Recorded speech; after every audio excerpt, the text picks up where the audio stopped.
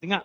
Hei umat Muhammad, baca Quran. Sehari satu ayat pun kamu dikira membaca Quran. Tak boleh baca, keluar handphone, buka YouTube, pasang Quran, ikut yang tu dikira baca. Sama ada kita baca dengan mulut kita ataupun orang lain baca, kita dengar dan kita ikut dengan mulut atau hati kita.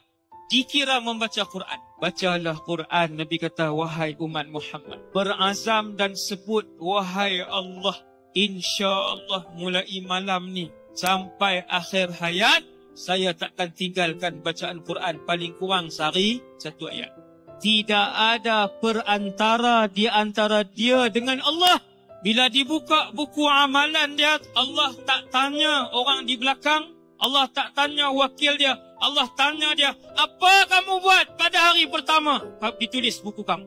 Lalu disoal oleh Allah, tidak satu soalan pun dijawab oleh orang-orang yang dipanggil ini. Yang menjadi peguam bela di mahsyar ialah surah itu digelar Az-Zahrawan. Dua surah yang paling panjang dalam Quran. Nama dua surah itu adalah Baqarah dan Ali Imran. Dan apabila disoal oleh Allah Baqarah dan Ali Imran, berselang-seli menjawab, berhujjah di hadapan Allah, sehinggalah Tuhan itu dimasukkan oleh Allah ke dalam syurga.